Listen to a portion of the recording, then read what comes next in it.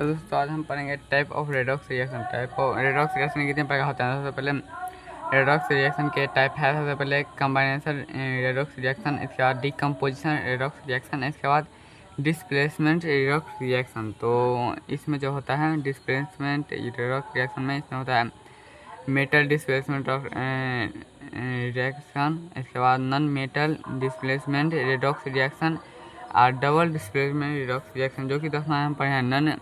Non metal में होता है नॉन मेटल डिस्प्लेसमेंट रिएक्शन। इसके बाद होता है चौथा नंबर होता है 3 के बाद चौथा होता है इंटरमोलिकुलर रिएक्शन, इंटरमोलिकुलर। इसके बाद डिसप्रपोर्शनल रिएक्शन, इसके बाद कंप्रोपोर्शनल रिएक्शन, ये सब होते हैं। तो आगे हम पढ़ेंगे।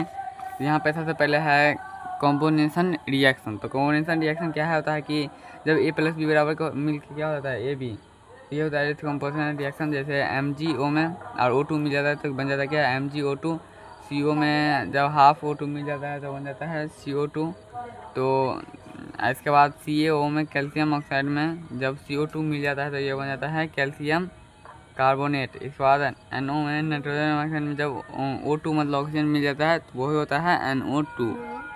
कंबाइंड रिएक्शन में ये बस यही होगा कि only their combination retard are the redox reaction in which on retarded present in element state। मतलब एलिमेंट स्टेट क्या होगा, दो को मिल जाएगा। जैसे NO है और NO है, ये दोनों क्या होगा N2O2 बन जाएगा, तो ये क्या होगा नॉट कॉम्बिनेशन रिएक्शन। मतलब कॉम्बिनेशन रिएक्शन में ये भी ध्यान रखना होता है कि मतलब कोई भी एलिमेंट को हम सेम एलिमेंट को नहीं मिला सकते हैं। मतलब कम से कम चार्ज तो उल्टा होना चाहिए जिससे कि वो अच्छे से रिएक्ट कर पाए, बट नॉट रिएक्शन। मतलब इसलिए मतलब N2O4 क्या होगा नॉट रिएक्ट करेगा।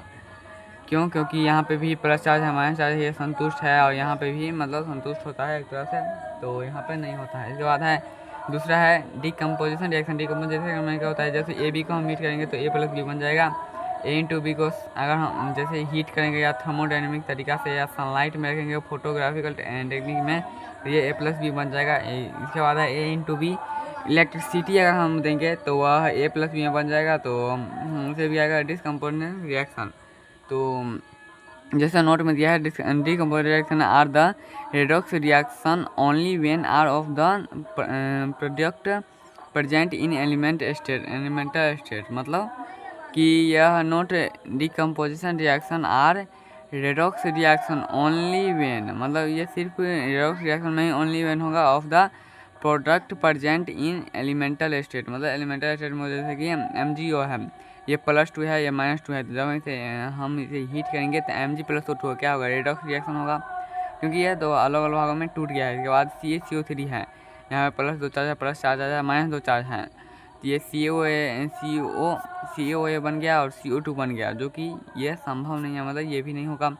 N2O4 है, तो इसे भी अगर हम करेंगे तो 2NO बन जाएगा, जो कि ये भी संभव नहीं है। Na और H2 है, अगर हम इसे गर्म करेंगे तो Na और इसके साथ ही बन जाएगा हाफ H2। जैसे हमने इस प्रकार में इसमें देखा था कि NO+O2 मिलकर क्या था कंबाइन था, पर तो रिडक्स रिएक्शन नहीं था, इसलिए ये नहीं हुआ, और ये भी इसलिए नहीं हुआ। कंबाइन था और रिडक्स रिएक्शन नहीं हुआ, इसलिए इसमें क्या होगा कि जैसे N2O4 है तो वो मिल करके हमेशा 2 बनेगा, और दोनों जैसे यहाँ पे NO और हाफ H2O बना तो ये हो सकता होगा। लेकिन वही अगर 2NO है, मतलब ये क्या हो गया, ये दोनों टूट कर क्या एक ही को में बन गया, मतलब +2 -2 है, +2 -2, मतलब इसमें तो कोई परिवर्तन नहीं हुआ चार्ज में।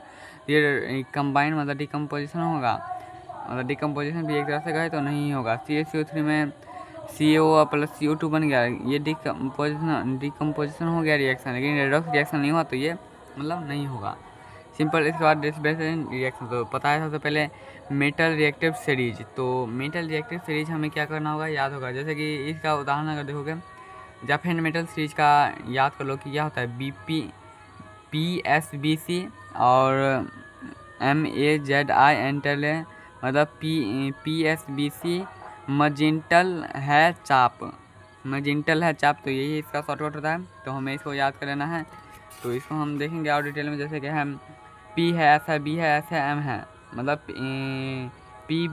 PSBC मैजेंटल है चाप, मतलब फार्मूला है क्या PSBC मजिंटला, और मतलब PSBC मजिंटलाह। इसके बाद चाप,